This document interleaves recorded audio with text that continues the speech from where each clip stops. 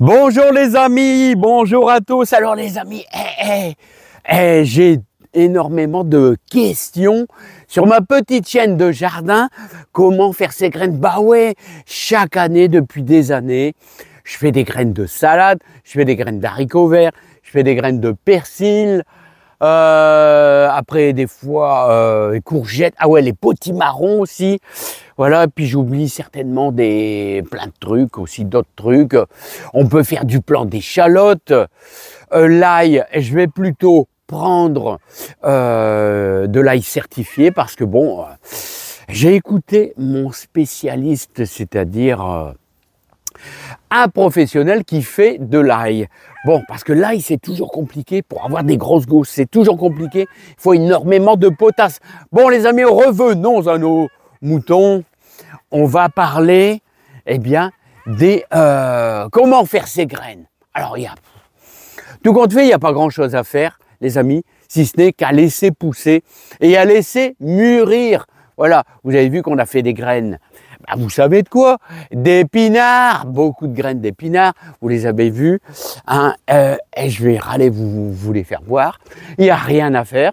Faut laisser monter en graines et laisser sécher. Là, là, là.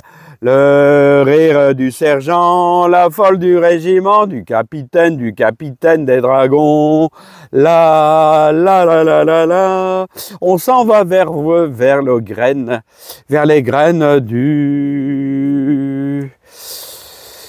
quoi? Des épinards. Bah alors, les deux coques là-bas, comment ça va? Alors les amis, voilà, j'ai mis à sécher.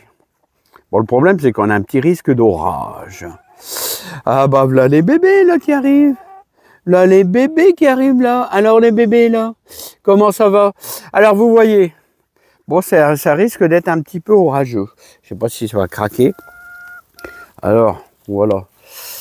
Voilà. On laisse bien sécher. Alors vous voyez, je les laisse un petit peu en hauteur. Est-ce que je devrais les rentrer? C'est bien possible parce qu'on a un petit risque de pluie. Bah regardez les amis, ça sèche tranquillement. Alors il n'y a rien à faire les amis. Il suffit simplement de laisser sécher. Puis après vous récoltez toutes ces petites graines là tout simplement d'épinards. Bon, il y a d'autres choses qu'on peut faire aussi les amis.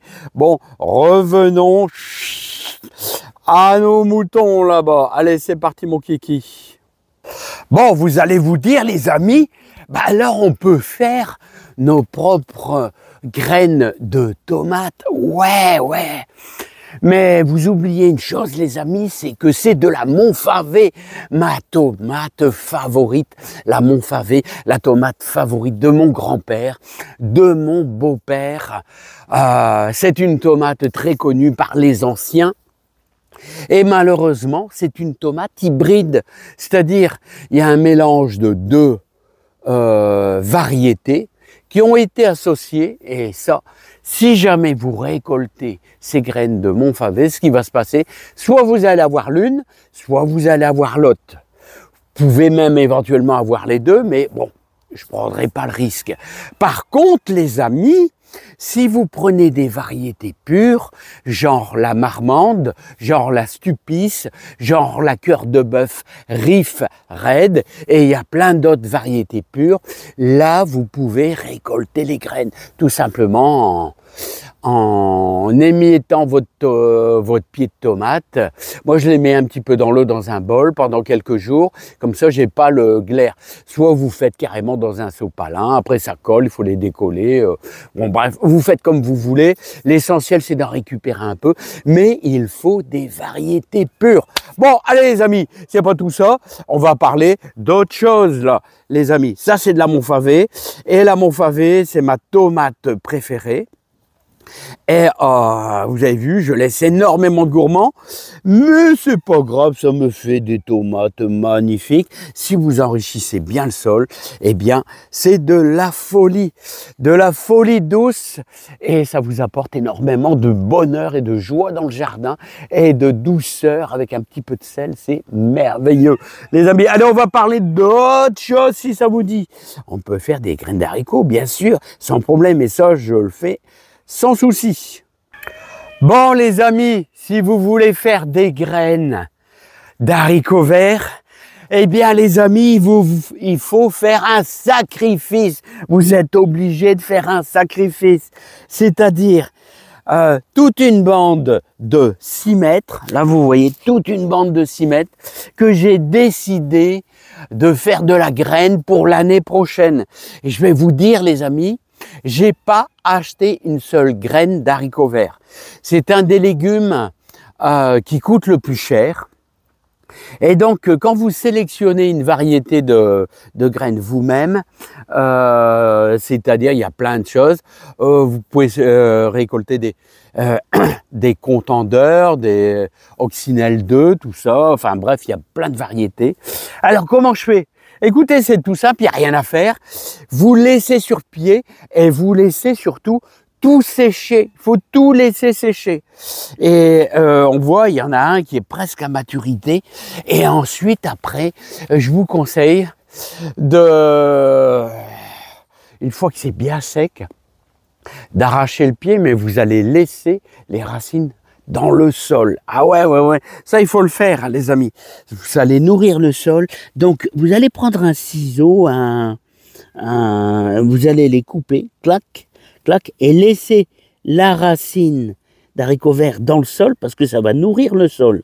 Ensuite, là, vous voyez, les haricots verts sont en train de sécher. On est presque à maturité. Dans 15 jours, je vais pouvoir les arracher. Voilà.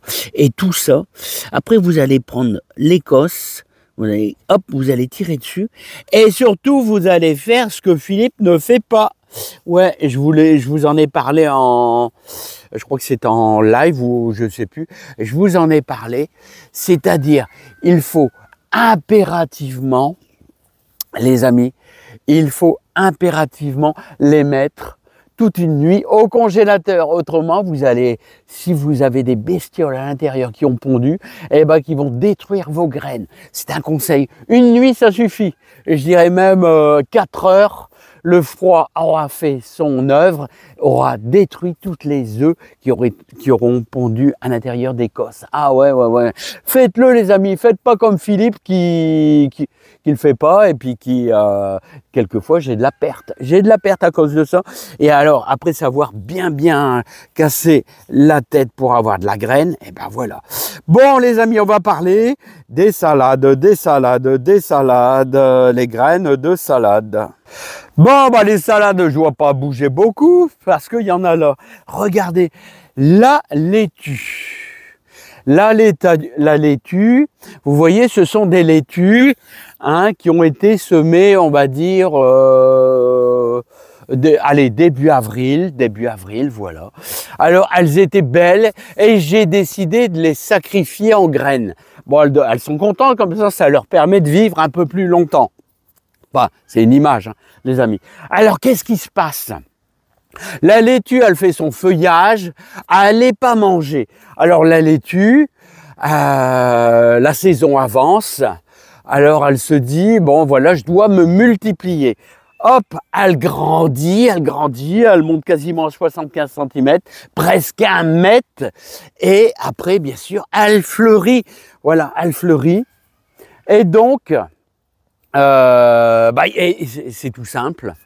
Il faut attendre qu'elle défleurisse, que ça soit pollinisé. Et là, ensuite, après, on n'aura plus qu'à récolter, vous savez quoi, les pompons qui sont au-dessus, les pompons. Voilà. Alors, est-ce que j'ai déjà des pompons? C'est peut-être un peu tôt, parce qu'en général, la récolte des pompons, ça se fait début septembre. Mais je crois que j'ai de la Gold John d'Or qui était semée un petit peu plus tôt et qui fleurit. Voilà. Vous allez devoir récolter les pompons. Voilà. Est-ce que vous les voyez, les petits pompons?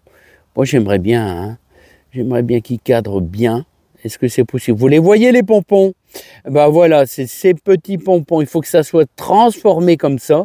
Là, et vous les mettez dans un seau, dans votre garage, au sec. Et ça va s'effriter tout doucement. Et vous aurez vos graines de salade, de laitue pour l'année prochaine. Voilà, les amis. Bon, on peut faire encore plein d'autres trucs. Alors, les amis, vous avez reconnu, là, le persil, mon armée de persil, les amis. Bon, les amis, Voici le persil. Le persil, le persil. Le persil, c'est pas facile, hein. C'est pas facile à semer le persil, hein. Voilà, hein, ça a du mal à venir. Il a besoin de beaucoup d'humidité. Il faut l'arroser au moins pendant 3 semaines. Voilà, il faut mettre des toiles de jute, tout ça. Mais une fois qu'il est parti, eh ben, il n'y a rien à faire. Voilà. Regardez, il démarre tout seul, vous n'avez rien à faire. Il vous fait une ligne de 6 mètres de floraison, vous voyez. Et qu'est-ce qu'il faut faire? Il n'y a rien à faire. Il faut laisser sécher, ça fleurit. Et ensuite, après, vous n'avez plus qu'à récolter tous les pompons, les amis. Tous les pompons. Alors là, je vais vous faire voir. Là, parce que là, il est presque à maturité. Voilà. Donc, alors il vous faut quand même facilement 3 mois. Et après, une fois qu'il a fleuri, eh ben, regardez, là, on a des départs de graines. Ah, je dirais même qu'on voit mieux là-bas, hein. Parce que là, c'est plutôt encore un petit peu en floraison. Voilà les graines de persil. Après, ça jaunit. Ça jaunit, il n'y arrive pas à cadrer, hein. Ça jaunit et ça fait plein de graines un peu marron, hein. Un petit peu marron. Il n'arrive pas à cadrer les graines, on dirait, hein. Ah si, là, regardez, là on les voit bien les graines, on les voit bien les graines. Vous voyez, ils sont encore un peu vertes, il faut que ça devienne marron. Et ensuite, après, vous cassez carrément là, vous coupez carrément là et vous mettez dans un seau.